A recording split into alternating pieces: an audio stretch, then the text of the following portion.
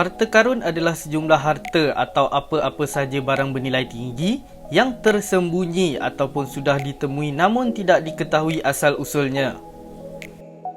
Manakala, karun pula berasal dari Qorun, iaitu tokoh pada zaman Nabi Musa yang ada disebut dalam Al-Quran. Pemburuan harta karun ini bukan sahaja boleh kita lihat di dalam karya fiksyen, malah sudah lama wujud di dunia nyata. Walau bagaimanapun, ada banyak lagi harta karun yang masih misteri dan belum dijumpai. Sebelum tu, jangan lupa tekan butang subscribe dan setkan loceng kepada all untuk update video-video kami yang terbaru.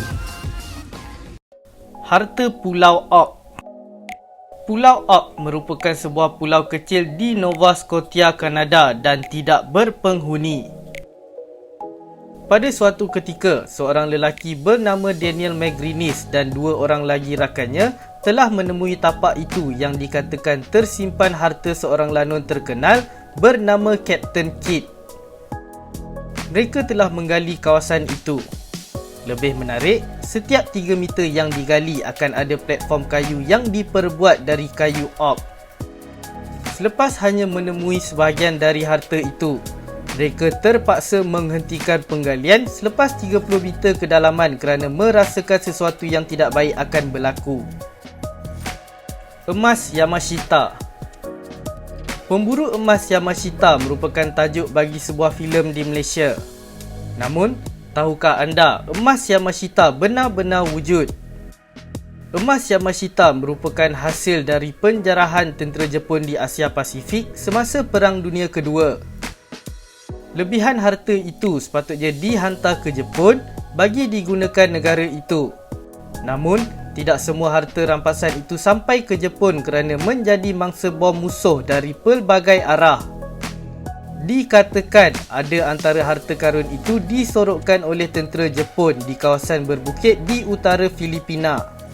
Seterusnya, banyak lagi teori tentang nasib emas Yamashita yang masih belum ditemui itu. Emas Montezuma.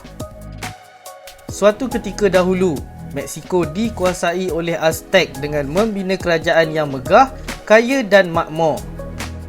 Walau bagaimanapun, kemakmuran itu telah diragut oleh orang Sepanyol. Mereka mengambil alih istana Aztec, membunuh raja-raja termasuklah Montezuma, seorang raja yang kaya dan terkenal. Selain itu, mereka juga turut melelehkan patung-patung emas milik Montezuma sehingga menaikkan kemarahan orang Aztec.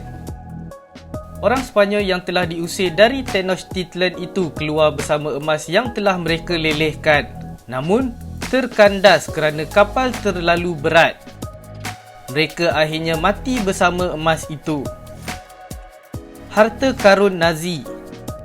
Ketika Perang Dunia Kedua berlaku, tentera Nazi merancang untuk melumpuhkan ekonomi Amerika Syarikat dan British dengan cara membanjiri kedua-dua negara itu dengan wang palsu. Modal bagi rencana itu diperolehi dari karya-karya seni mahal dan emas hasil rampasan dari negara Eropah lain.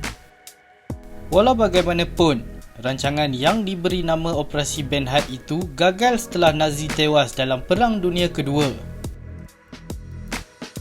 Oleh sebab tidak mahu kerugian, Nazi akhirnya membungkus semua harta dan emas ke dalam plastik dan besi lalu memasukkan semua harta itu ke dalam tasik toplis.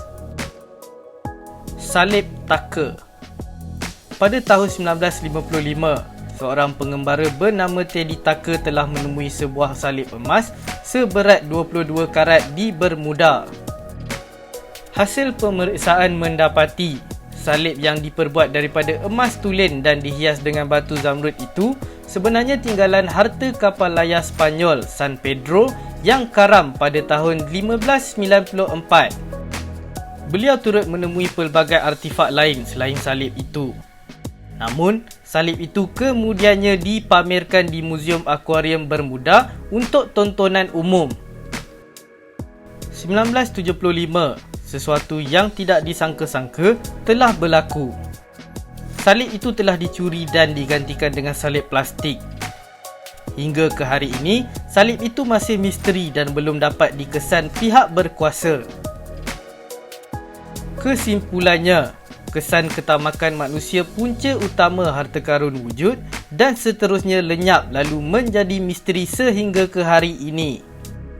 Seperti yang sering diungkapkan oleh orang Melayu, orang tamak selalu rugi.